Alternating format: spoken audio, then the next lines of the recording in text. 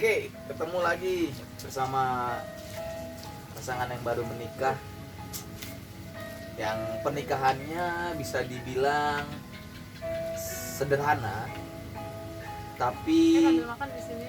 iya. Kita disediain afternoon snack, ada gorengan. Sebenarnya beda-beda sini, ada gorengan sama cabai dan Punya asam. iya. Langsung itu dia langsung makan. Iya, oke, lanjut lagi. Pernikahan kita sebenarnya itu bisa dibilang sederhana ya. Karena juga kita budgetnya juga semampu kita, dengan budget yang nggak sampai 100 juta lah. Tapi puji Tuhan semua bisa tercukupi, dari catering, terus dekor, sampai prewed, sampai juga tunangan, semua tercukupi dengan 60 juta itu. Itu adalah berkat yang Tuhan kasih.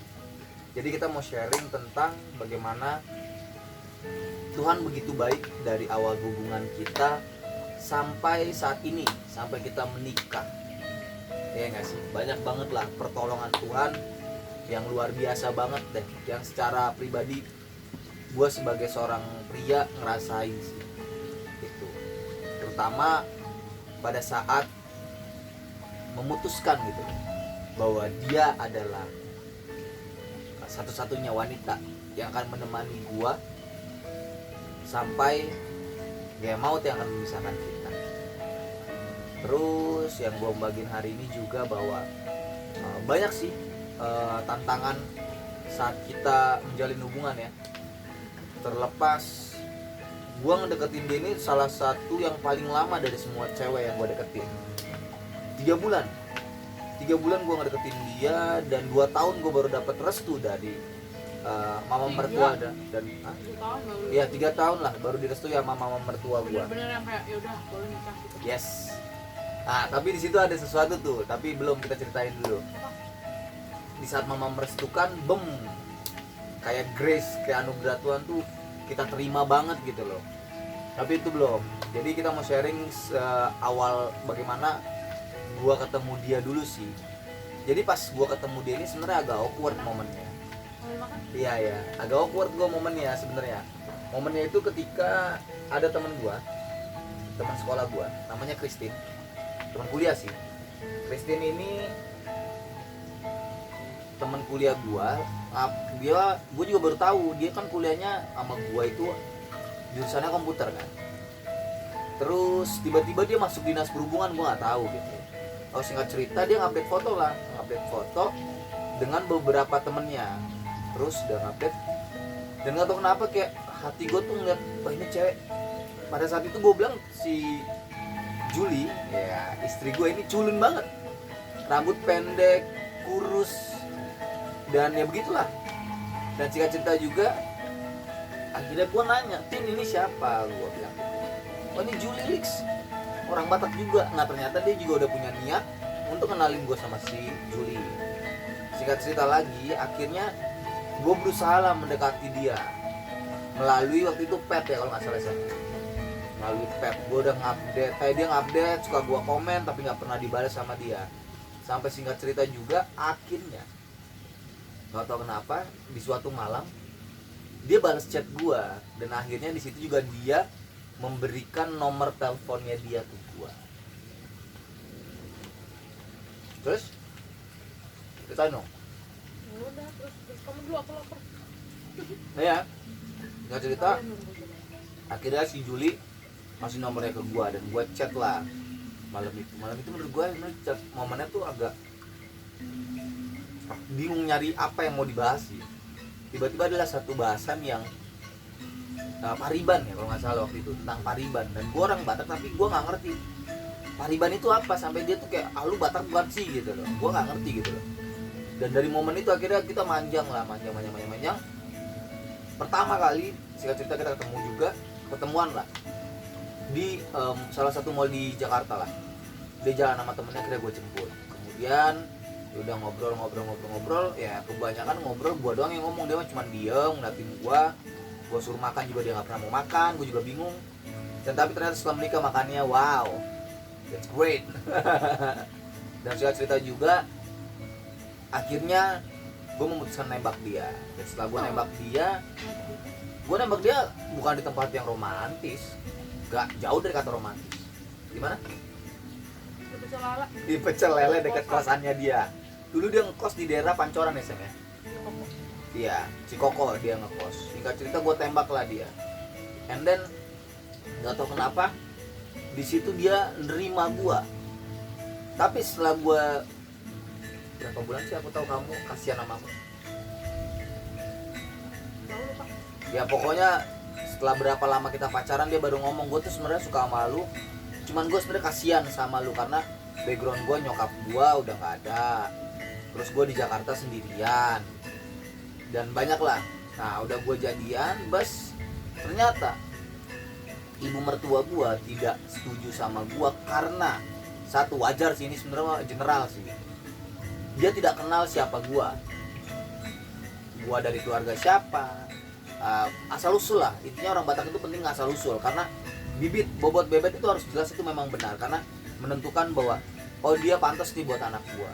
Oke. Setelah itu gue nggak dapet restu, tapi tetaplah kita jalani dengan keadaan yang kayak 1-3 bulan, setahun bahkan hari ini kita masih sering cekcok gitu. Maksudnya cekcok dalam arti ya udah saling mengerti, saling tahu gitu loh kekurangan satu sama lain. Singkat cerita, setelah lama kita menjalani, mertua gue tiba-tiba merestui kita lah. Ada satu hal sih yang gue kaget banget. Tahun 2019. Si Juli waktu itu bilang kayak gini, dia kan selalu ditanya sama mamanya, kamu yakin nikah sama ini? Emang gak ada cowok lain? Selalu dijodoh-jodohkan. Oh iya, sebelum itu dia sering banget dijodoh-jodohin dan dia banyak yang suka. Banyak banget cowok yang suka sama dia dan itu nyata, itu bener banget gitu loh. Dan sampai akhirnya gue sendiri kayak ya udah, lu kalau mau milih sama cowok yang lain silahkan gitu loh. Dan dia akhirnya bebas ya. Ya, gue membebaskan karena gue bukan suaminya, gue masih pacar dan gue menurut gue pacar itu ya udah gitu loh. Makan. Singkat cerita, akhirnya mertua gue mengizinkan kita lah untuk menikah. Dan di situ baru tahun 2020. Di situ berkat Tuhan belum. 2019 direstui. Dari 2019 ke 2020 banyak ganti-ganti bulan. Yes. Karena sering cekcok, bahkan kita udah bimbingan ya tahun 2019 tuh kita udah bimbingan pranikah di gereja, tapi karena gue nggak yakin sama dia akhirnya kita batalin bimbingannya. Udah bimbingan yang kedua tuh pertama? Kedua kalau nggak salah kedua. Akhirnya karena ada penekanan dari pendeta, kamu yakin nggak? Ya pokoknya nih yakin atau enggak. Terus gue nggak yakin sama dia dan kita juga sering berantem gitu kan, sempet putus juga dia gitu lah. Nah, intinya tahun setelah kita memutuskan untuk bimbingan, pas bimbingan pertama, setahun kemudian baru kita benar-benar vaksin, yaitu di tahun 2020 pas pandemi.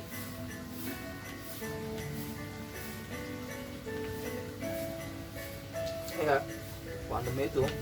Maksudnya November ya kita nikah. Orang kan punya sesuatu yang tek gitu loh, kalau mau nentuin pasangan hidup tuh pasti ada sesuatu yang kayak dulu mungkin gue nggak tahu apaan sih, katanya ada tandanya, ada apa yang lain. Itu tandanya kalau gue alami sendiri ya, apapun yang Felix lakuin, kayak kesalahan apapun gue tetap bisa maafin, tapi yang logis ya, maksudnya bukan dia yang kayak gimana, tapi kesalahan ya itu kecil sih kesalahannya, tapi sometimes dulu gue nggak bisa terima, tapi ketika gue udah terima itu gue yakin oh yaudah berarti gue menerima Felix apa adanya gitu ya. Tapi kesalahannya bukan kesalahan yang fatal banget sih. Dan bukan selingkuh ya guys. Kalau selingkuh itu udah parah, oke? Tapi dia pernah putus sama gue, dia pacaran sama orang lain. Tapi gue gak pernah pacaran sama orang lain. Oh, tapi dia jalan sama orang lain. Jalan bukan berarti pacaran. Apalah itu namanya. Setelah itu, akhirnya kita menentukan November pertama. November ternyata COVID datang. Tadinya tahun 2019 kita nentuin kita bakal nikah bulan Juli. Oh iya, bulan Juli dulu pertama. Ya pokoknya di hari kelahiran gue. Betul, tapi ternyata kata nyokap terlalu cepat, di November aja. November ternyata COVID datang. Ya pokoknya setahun itu ada COVID kan? Iya, akhirnya kita memutuskan untuk tadinya mau di bulan, kalau nggak salah itu bulan November 2021 ya tadinya. Akhirnya bapak mertua tidak setuju dan akhirnya menyarankan untuk kita udah keseringan nunda-nunda, wah, batal-batal mulu. kita begitu karena kita ini ingin menikah tidak menyusahkan siapapun, termasuk ibu dan bapak mertua gue sendiri gitu. Tapi memang kita udah bilang, inilah apa yang kamu katakan itu, kalau bener-bener tulus lu katakan, Tuhan bakal dengar dan Tuhan bakal nyatain sih. Gue bilang sama Tuhan kayak gini dan jelas sama dia, kita menikah tidak akan berhutang, Tuhan akan cukupkan semua. Dan adalah suatu berkat datang. Dan akhirnya Banyak kita bisa teman-teman kita juga bantuin kita sih. iya, banyak teman-teman kita yang Keluarga. benar support kita, kayak keluarga banget lah, terutama buat Keluarga kita juga, ya pertama buat keluarga sayang. Rory, Badita, terus Kalina, terus Mamesi, si Abang, semua deh yang nggak bisa kita sebutin satu-satu, yang benar-benar sigap dan benar-benar mau, David, ya mau menolong kita banget lah dalam keadaan apapun. yang mobilnya bisa dipakai kapan aja. Ya, thank you Tambunans, David Tambunans, Boris. Terus akhirnya bimbingan inilah pentingnya bimbingan nikah ya, Itu penting banget. penting banget. Penting banget. Gue bilang ya, ini gue yang tadinya nggak mau bimbingan, tanya Felix susahnya Ya. gue apa ke gereja dia. Tapi setelah gue ikut bimbingan, ya itu makanya gue bilang yang tadinya gue nggak yakin sama Felix, jadi gue yakin karena gue ikut bimbingan. Ya. Kenapa? Karena ya dari situ kita butuh mentor, butuh orang yang masih benar-benar ngasih tahu kita yang lu lakuin benar, yang lu lakuin salah. Nah itu penting banget. Ya. Dan penting banget jangan skip atau mempercepat ya. Apaan sih bimbingan pernikahan tuh lama-lama? Karena menikah itu bukan sehari dua hari. Jangan cuma pengen ngelakuin karena syarat ya. Yes. Tapi bener lu ngelakuin itu karena lu mau belajar untuk yang pertama, dasar hubungan lu itu bukan lu sama pasangan lu terlebih dahulu sebenarnya, tapi lu sama Tuhan. Lu perbaiki dulu hubungan lu sama Tuhan. Begitu juga dengan gua. Saat gua menikah dengan dia, gua nggak gencar-gencar nyari dia enggak, tapi gua benar-benar datang sama Tuhan. Gua minta sama Tuhan, Tuhan, kalau memang dia adalah istriku atau calon istriku, dekatkan Tuhan. Tapi kalau nggak jauhkan. Alhasil apa? Tuhan benar-benar deketin gitu dengan proses yang begitu banyak proses yang sampai akhirnya Walaupun dia sempat deket sama orang lain loh ya. iya, gue sempat deket sama orang lain karena gue pikir ya laki-laki gitu loh, maksudnya dengan lu gituin gue ya udahlah, gue sih bye-bye lah gitu. Tapi pada akhirnya itu tadi Tuhan yang mendekatkan kita kembali dan sampai akhirnya kita menemuin vendor-vendor yang baik lah.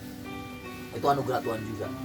Bahkan kita juga dibantu support doa juga sama Kak Doni, Kak Sandy, thank you banget, dan juga semua tim Victory Church. Teman kita kayak, dan kita juga bukan ngandelin, maksudnya kita menggunakan jasa teman-teman kita Yes, juga ya. tapi it's not free ya. Jadi Not jangan free. biasakan untuk meminta pertolongan tanpa lu berikan mereka sesuatu. Itu salah. Kita jadi gini, kalau ada beberapa vendor, kalau make up itu dari Cianjur, dekor Cianjur, dari tunangan juga ya, dari tunangan semua prewed. Terus Bisa disebutin namanya, sayang? Kenapa vendornya? Planora. ya pokoknya itu nanti kita sebut. Oh ya, ntar ada lah di, mungkin kita kasih kredit Oh, title. kalau wedding, pas tunangan deh, pas tunangan kita make up pakai Kamayu by Inyu, itu satu paket sama Planora juga pas dekor, sama dokumentasinya ada tambahan dari ID fotografi Cianjur. Nah, collab juga sama timnya temennya Felix, fotografinya sama videonya itu dari Fast Project. Ya, betul. Dari Fast Project. Bisa dilihat di IG-nya. Dari Jakarta nanti kita taruh Instagram sini. Terus kalau MC itu dari Tulang Terus. Terima kasih Tulang Torus, sehat selalu. Khotbahnya Tulang Mary. Nah, Tulang Torus sama Tulang Mary ini adalah teman bapak dari juga masih kecil. Jadi udah kayak keluarga juga, dan anak-anaknya juga sahabat-sahabat gue, teman-teman gue juga. Oh iya, thank Dan you itu juga yang buat Iur. bantuin, iya yang bantuin